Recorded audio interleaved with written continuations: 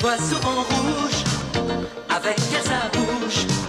Maggie soleil ou bien Maggie larme. On est sous le charme quand son cœur s'enflamme.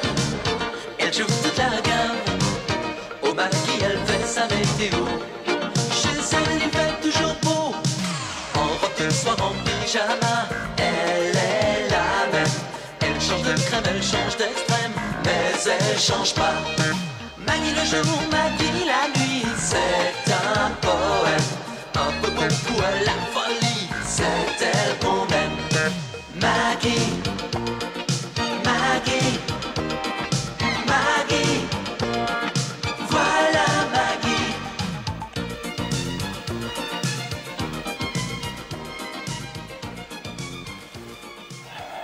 Vous en êtes un.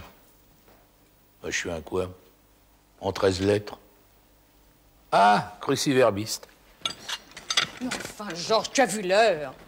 Ben oui, il est 8h moins le quart, et alors? Et alors? Car on n'est toujours pas là. Et puis ça va être froid. Quoi? Mon surgelé. Et en plus, elle sait très bien que je dois aller voir cette pauvre Martine à la clinique. À la clinique? Elle a trouvé un boulot d'infirmière? Oh, Georges, mais enfin, tu sais bien qu'elle se fait refaire le nez, la pauvre chérie. Ah bon? C'est que ça? Oh bah t'inquiète pas. De toute façon, elle pourra pas être plus moche. Merci pour elle. Je suis sûre que cette pauvre Martine sera ravie de connaître le diagnostic d'un Apollon comme toi. Apollon. Ah, Belvédère, 9 lettres. Ça y est, c'est Caro. Elle a encore oublié ses clés. Mais enfin, Caro! Tu as vu l'heure? Mais Bravo, qu'est-ce que vous voulez, vous? Madame, vous avez été choisie parmi des milliers de candidates. Vous avez gagné une réduction de 10% sur cette splendide encyclopédie. Ça ne vous reviendra qu'à 3 000 francs, 280 francs par mois sur 4 ans, autrement dit, rien. Voici donc Sexualité et troisième âge, qui répond à tous vos problèmes quotidiens. Deuxième volume, Orgasme et ménopause, très important. Troisième volume, Rides et sexapile. Quatrième volume, Coït et rhumatisme. Voilà. Ici, l'épanouissement sexuel n'a pas de prix. Oh, mon petit chéri, depuis mes 90 ans, ces choses-là ne m'intéressent plus, voyons. Par contre, s'il y a des travaux pratiques, tu sais que t'es beau gosse. Excusez-moi, madame. T'es beau gosse. Votre cœur risquerait de lâcher. Dis donc, Georges, j'y pense. Mais mardi dernier, Caro était déjà en retard. Et le mardi d'avant aussi. Et c'est comme ça depuis 2 mois. Dis-moi, tu ne crois pas que... Que quoi? Oh, je suis sûre que cet enfant a un amant. Oh, bah, bien sûr. Tu penses qu'à ça, toi. Non, mais ça peut être, je sais pas, moi, son cours d'expression corporelle, sa séance d'aérobic, la piscine, le squash. Non, mais tu sais bien, voyons, l'expression corporelle, c'est le lundi, le squash, c'est le mardi. Quant à la piscine, elle y va tous les jeudis midi. Ouais, bah, je sais que je vais t'épater, mais peut-être que tout bêtement, elle travaille. Elle est retenue au bureau.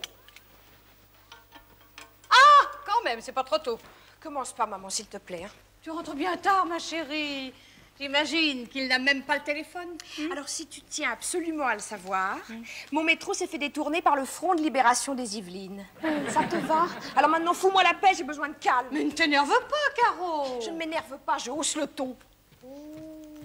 Pour se mettre dans des états pareils, elle a un amant, ça j'en suis sûre. Elle est un peu nerveuse, d'accord, mais un amant, normalement, ça devrait plutôt la calmer. Quand une femme porte des lunettes noires chez elle, ça veut dire qu'elle veut cacher ses larmes. Mais pourquoi tout voir au tragique? C'est peut-être tout simplement un cocard. Oh, merci, Georges. Ça, tu trouves toujours les mots qui réconfortent.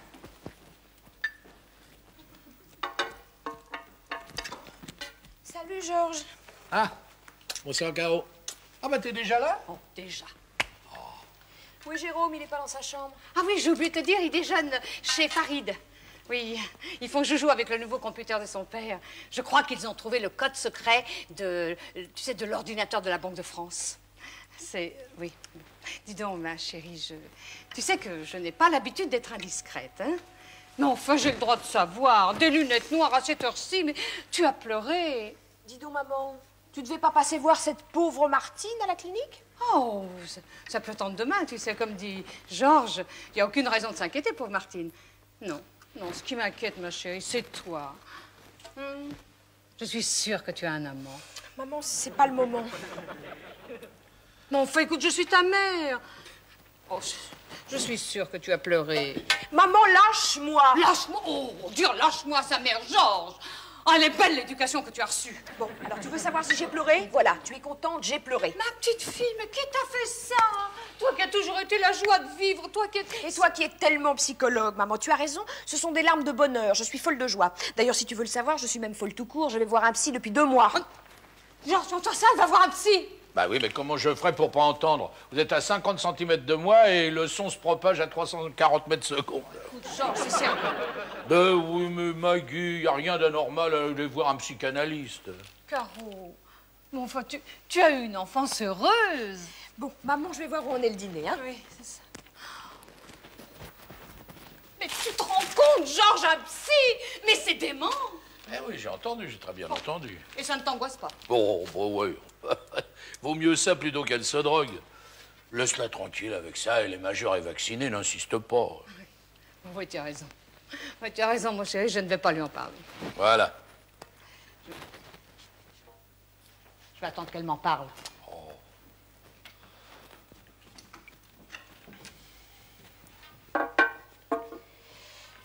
Georges, je viens de raconter ma vie à mon psychanalyste, alors si je pouvais éviter de me retaper une séance ce soir avec maman. T'inquiète pas, Caro, j'en ai parlé à ta mère, j'ai tout réglé. Elle a compris. Ouais. Elle remettra pas ça sur le tapis. T'es un amour, Georges. Quand elle en parlera, surtout fais bien attention à ce que tu dis. Mais Maggie, elle n'en parlera pas. Elle en parlera. C'est prêt? Oh, mais quelle bonne surprise! Des filets de cabillaud et de la purée mousseline. Comme hier, comme avant-hier. Comme vendredi. Ah, ça c'est bien, Maggie, ça c'est bien. Il faut aider les pêcheurs bretons. L'écoute pas, maman, c'est délicieux. Et qu'est-ce qui se passe, Maggie? T'as pas faim? Ah bon?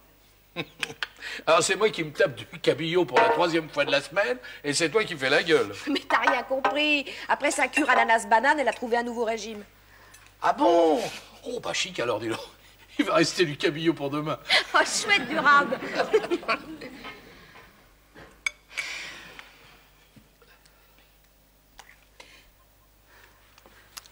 Bon, alors d'accord, tu as gagné, ras-le-bol. Eh bien oui. Ah ben oui, bon, c'est pas moi qui en ai parlé la première. Hein. J'ai rien dit. Toi. C'est ton psychanalyste, j'en ai pas parlé. Alors, je suis une psychanalyste depuis 2 mois. Rassure-toi, c'est remboursé par la Sécu. C'est le docteur Stern, c'est un des meilleurs. C'est encore pire. Voilà, alors maintenant j'ai tout dit, hein. Enfin, ma petite fille, j'ai été une bonne mère. Sans doute. Quoi, sans doute? Il y a des tas de choses dont je ne me souviens pas. Écoute, Maggie, je vois pas pourquoi tu t'inquiètes. Pendant des années, tu m'as bassiné les psychiatres, les antipsychiatres, les lacaniens, les freudiens, les jungiens et leurs chiens. Ils ont tous défilé à la maison. La psychanalyse, t'étais à fond pour? Oui, mais là, c'est pas pareil. Comment c'est pas pareil? Mais je suis pour la psychanalyse, mais pas pour ma fille. Est-ce que tu te souviens de quoi tu te souviens pas? Maman, je ne veux pas parler de mon analyse. D'ailleurs, le docteur Stern dit qu'avec toi, le dialogue ne ferait qu'aggraver l'intériorisation du non-vécu. Bon, évidemment, si tu vas raconter des horreurs sur ta mère, il ne peut dire que ça. Mais si tu lui dis la vérité, j'ai tout fait pour toi. Ça, pour tout faire, tu as tout fait. Oh, tu te souviens? À Clermont-Ferrand? Quand tu étais haute comme ça? Je ne me souviens de rien. Enfin, dis-lui, toi, Georges.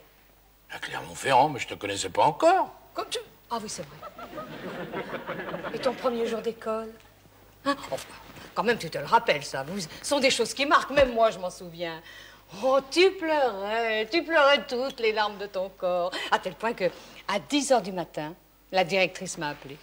Et tu sais ce que j'ai fait? Oh, oh. Pendant 1 semaine, je suis restée en classe, à côté de toi, assise sur une chaise de 30 cm de haut. Je ne m'en souviens pas non plus, maman. Oh, elle s'en souvient même pas. On se saigne aux 80 pour eux, ils ne s'en souviennent même pas. Écoute, maman, c'est simple. Entre 3 et 10 ans, je ne me souviens de rien. Entre 3... Mais enfin... Mais c'est juste le moment où j'étais la plus belle et la meilleure mère du monde. Je t'en prie, essaie de te rappeler... Quand tu avais 3 ans. Non. Et quand tu avais 4 ans, ta scarlatine. Non. Bon, et à 5 ans, on avait été voir Méditerranée au Châtelet. Écoute, maman, je suis désolée, mais pour moi, cette époque, c'est le grand blanc. J'ai le trou noir. Oui, évidemment. Un psychanalyste n'a jamais rendu la mémoire. Il n'y a qu'un médicament pour ça que je prenais.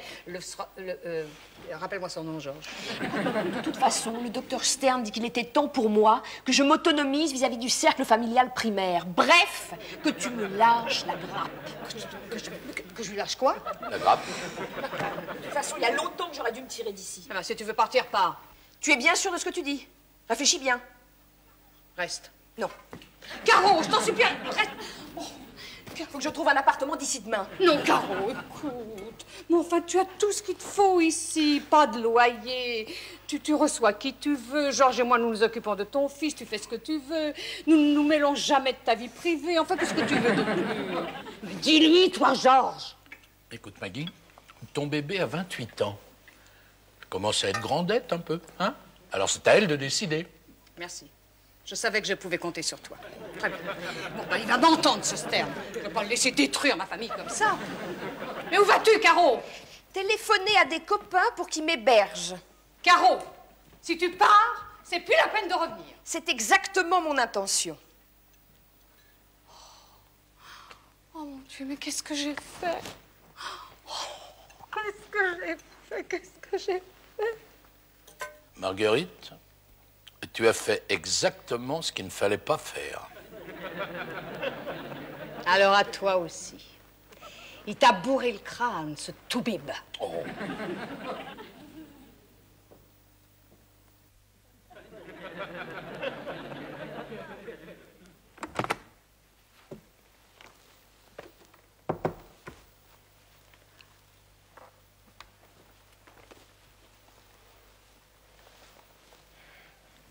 Ici, c'est le cabinet du docteur Stern.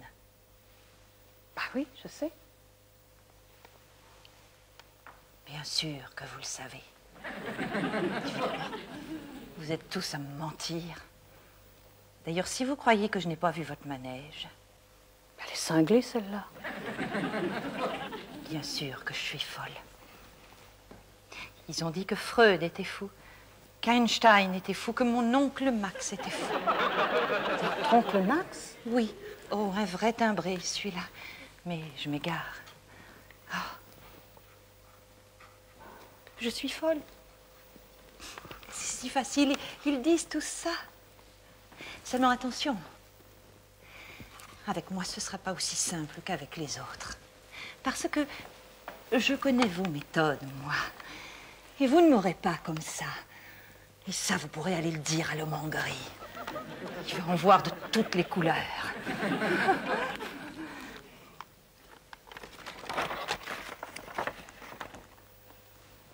Parce que j'ai tous les documents. Et que je n'ai qu'un mot à dire pour qu'un gigantesque scandale international éclate. Je vois, oui. Vous voyez? Non, pas, vous pensez. Vous voyez? Mais alors, vous comprenez que vous n'êtes qu'un jouet entre leurs mains. Ah. D'abord, qu'est-ce que vous faites là, vous? C'est simple, je viens voir le docteur Stern. Mais le mercredi à midi, c'est mon heure. Oui, mais moi, c'est mon jour. Oui, mais c'est mon heure. Ah oui, mais moi, c'est mon jour. La 12e heure du 12e jour. Ah, vous avez raison, votre heure est arrivée. Déjà? Oh, mais je ne dirai rien. Je ne dirai rien, mais... Oh, mais laissez-moi le temps. Oh non, désolée, moi, j'ai pas le temps. Non, il faut que vous me suiviez maintenant, hein. Venez. Soyez tranquille, vous ne souffrirez pas. Ah. Non, n'ayez pas peur. Je suis une alliée. Et je suis venue vous prévenir qu'ils vous attendent dans le cabinet. Vous comprenez, ils ont kidnappé le docteur. Alors, il n'y a qu'un moyen pour sauver votre peau. Faire exactement ce que je vais vous dire. Alors, vous allez sortir d'ici, sans vous retourner. Vous allez prendre le métro, direction Porte d'Orléans.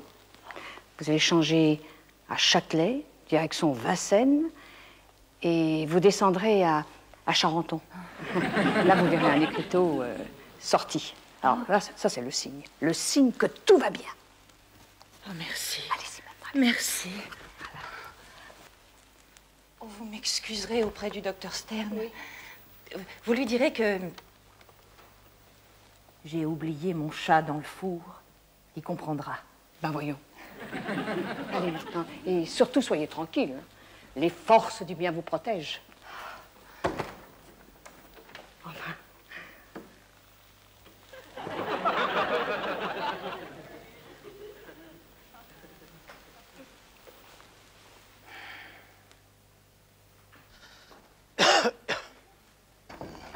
Veuillez entrer, madame, s'il vous plaît. Mais vous n'êtes pas madame Manet? Non, elle vient de partir en courant. Encore? Elle avait oublié son chat dans le four. Encore? Docteur, je suis sûre que vous vous demandez qui je suis. Mais pas du tout. Pas du tout. Vous êtes Maggie Boissier. Hystérie globale. Hypertrophie de l'ego. Tendance maniaco-dépressive et syndrome de Stravinstruc. Votre fille Caroline vous a très bien décrite. Ah ben, c'est justement, ma fille, parlons-en. Mais où est le divan? Il n'y a même pas de divan chez vous? Ah, oui, je vois. Vous brisez les familles et vous n'avez même pas de diplôme pour ça. Mais j'ai des diplômes. Et qui me prouvent qu'ils sont vrais. On se calme, on se calme. Oui. Asseyez-vous. Comprenez, je ne peux pas vous parler de votre fille sans sa permission. C'est une question de déontologie. Oui, on vous connaît, vous les psychiatres. Hein. Vous détournez les jeunes filles de 28 ans au berceau. Tenez, un exemple au hasard. Ma fille. Alors, sous prétexte qu'elle a une petite dépression, c'est ma faute. Alors, résultat, ma Caro veut quitter la maison. Et que va-t-elle devenir sans moi? Je suis sa seule mère.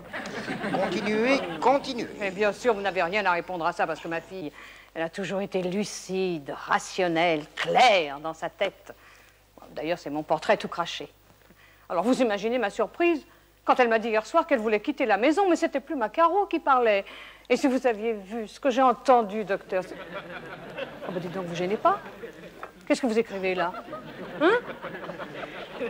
Bon, très bien. Très bien, puisque c'est comme ça, je ne dis plus rien. Très bien, encore plus intéressant.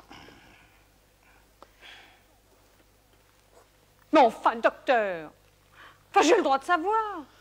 Oh, rien de grave. J'ai simplement noté que depuis votre arrivée ici, vous n'aviez jamais fait référence à Caroline en tant que Caroline. Vous avez toujours utilisé les mots « ma fille »,« ma Caro », mais vous ne l'avez jamais appelée Caroline. Bon, et ça veut dire quoi? Que vous me prenez pour une mère abusive, peut-être? Écoutez, je n'ai pas dit ça. Bon, très bien. Alors, vous effacez les 3, ma fille, les 2, ma Caro, vous écrivez 5 Caroline tout court, et on est quitte. Madame, depuis que vous êtes entrée ici, et malgré tous mes efforts pour vous mettre à l'aise, vous êtes sur la défensive. Sur la défensive? Moi? Alors, quelle raison aurais-je d'être sur la défensive? J'ai porté ma fille dans mon ventre pendant 9 mois. Oh, excusez-moi, j'ai dit ma fille, j'aurais dû dire votre patiente. Oui, bon. Mais enfin, docteur, vous vous rendez compte? J'ai passé ces 8 premiers jours d'école à côté d'elle, sur une chaise de 30 cm de haut. Pour ces 5 ans, on a été voir Méditerranée, au Châtelet. Et pour elle, j'ai même supporté son père, un égoïste insupportable, pendant 2 ans. Et après ça, vous avez le culot de me dire que je suis sur la défensive parce que je l'appelle ma Caro? Je ne veux pas. Je ne veux pas que ma Caro quitte la maison sur un coup de tête. Vous avez parlé de son père. C'était votre premier mari? Oui. Votre mari actuel, c'est donc le deuxième? Non, le troisième. Ah bah, que voulez-vous, docteur, hein? La vie est faite d'essais et d'erreurs. Hein? Mon premier mariage, j'avais 17 ans. Ça a été pour fuir ma mère. Mais je vous interdis d'écrire ça, espèce de mythomane. Votre mère était une femme de haute taille, n'est-ce pas? Ah oui, elle était grande, plutôt grande, même très... Ah non, docteur, oh, vous ne m'aurez pas. Je ne vais pas vous raconter ma vie. Oh. Et si vous voulez tout savoir, je pense que vous êtes un psychanalyste bidon et que vous posez des questions ridicules. Madame, c'est 600 francs. Bah, il faudrait être fou pour dépenser ça. Ouais, mes honoraires.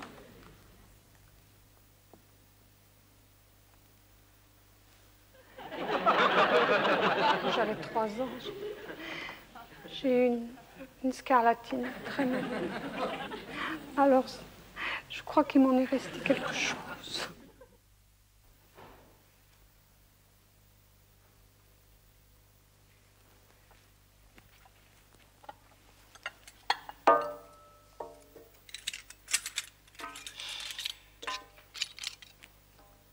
Enfin, Georges, tu sais pas où est passée maman, toi?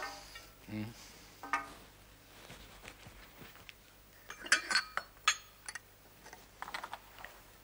sais que c'est ce soir que je quitte la maison. Ça fera jamais que la 4e fois. T'es même pas là pour m'embrasser. Ah bah tout de même. C'est gentil de venir me dire au revoir. Caro, c'est pas le moment. Enfin, Maggie, tu as vu l'heure? Qu'est-ce qui t'est arrivé? Le front de libération des Yvelines a encore frappé. T'énerve pas, maman. Je ne m'énerve pas, ma chérie. Je hausse le ton. Maman, tu as pleuré? Non, c'est juste un coquin. Je crois qu'elle a un amant. Georges!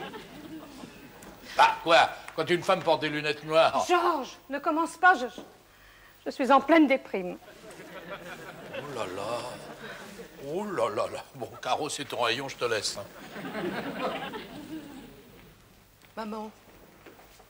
Maman, ne me dis pas que toi aussi tu vas voir un psy. Ça te regarde pas. En tout cas, c'est pas Stern, sinon il m'en aurait parlé avant. Oh, Caro, lâche-moi. Enfin, maman, comment veux-tu que je t'aide si tu ne me parles pas? Et pourquoi je t'en parlerais? Tu m'en as parlé, toi? Oui, enfin, je sais, j'aurais dû, mais je pouvais pas. Et puis toi, c'est pas pareil. J'ai toujours su que je pouvais me confier à toi. Ce serait bien pour une fois de te rendre l'appareil. Oui, d'accord. D'accord. Je suis allée voir Stern. Et tu ne m'as même pas demandé la permission? Je sais, ça fait partie de la déontologie. Tu as vu Stern. Tu as vu Stern. Mais comment tu as pu? Oh, très facilement. Une dame tout à fait charmante m'a offert son rendez-vous. Et c'est de parler de moi qui t'a fait pleurer. Non. Non, Caro, je n'ai pas parlé de toi. Tu te rappelles quand tu m'as dit que tu ne te souvenais de rien entre 3 et 10 ans, même pas de ta mère? Eh bien, moi, avec le docteur Stern, nous avons parlé de ma mère. Toi aussi, tu ne te souviens de rien? Oh non, moi, c'est pire, bien pire. Je m'en souviens. Je m'en souviens très bien. Caro, je vais te demander quelque chose de vital pour moi. Il faut absolument que je sache. Est-ce que tu m'aimes? Enfin, maman, c'est une question idiote. Non, non, non, c'est une réponse essentielle. Enfin, évidemment que je t'aime, puisque tu es ma mère. Non, écoute, ne jouons pas sur les mots. Je ne t'ai pas demandé si tu aimais ta mère. Je t'ai demandé si tu m'aimais moi. Enfin, c'est indissociable. Je t'aime comme ma mère et je t'aime comme toi. Ça te va? Oui. Non. Alors maintenant, on parle d'autre chose. Oh oui, ma chérie, tu as raison, ne parlons plus de moi. Fini. Non, parlons un peu de toi. Alors explique-moi, dis-moi. Oh, j'aimerais tellement savoir. Qu'est-ce que tu préfères en moi? Vois souvent rouge, avec elle sa bouche. Maggie soleil ou bien Maggie larme. On est sous le charme quand son cœur s'enflamme. Elle joue toute la gamme. Oh Maggie, elle fait sa météo.